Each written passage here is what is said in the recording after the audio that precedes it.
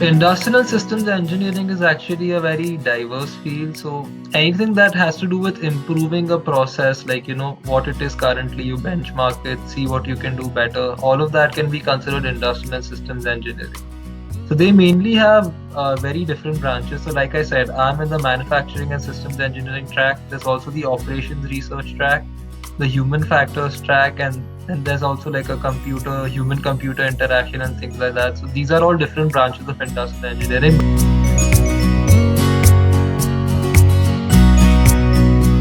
So you have two compulsory courses that you need to take based on your branch, and beyond that, there's a certain list of electives which are related to your field of study. So you have to take four out of a list of like 7 or 8 courses will be there.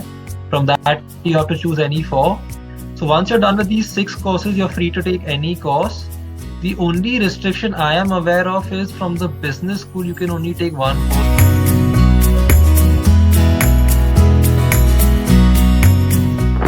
So the thing is, since we have a small batch size of 20 and most of the courses, like I don't know, like online, so it's all done online here, right? So they have a limit of like 20, 30 or maybe 50 seats sometimes. So you never really run into that problem of, not having a course.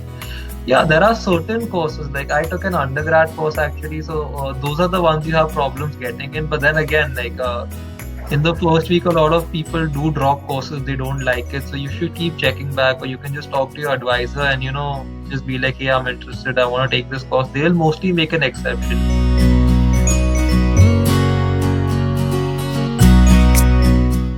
I'm not quite aware of that, but I would assume that won't be possible just because of the way the colleges operate here. Like almost every department is their own this thing. Like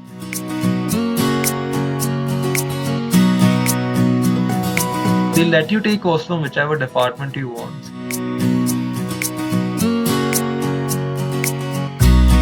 Mainly there is manufacturing systems, then there is human factors, and another one is operations research.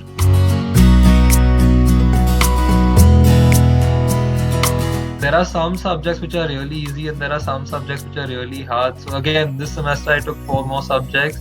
From them, 2 of them were like really difficult. So yeah, so it really depends on what subjects you take. So like that, for that you'll really have to talk to your seniors. They'll be able to tell you like which subjects are intensive and which are not.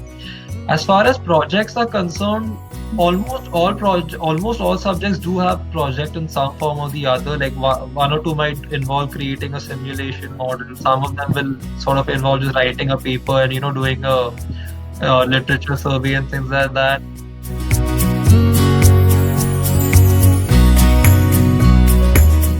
So I think one thing I can say about Virginia Tech is they really give marks easily. Like their focus isn't on marks. Like even deadlines out here aren't like very hard and like enforced. Like if you have a genuine this thing, like they aren't too set on the deadline. They are mainly cared about the learning aspects. Marks isn't too big a focus out here. Like almost everyone I know maintains a good GPA.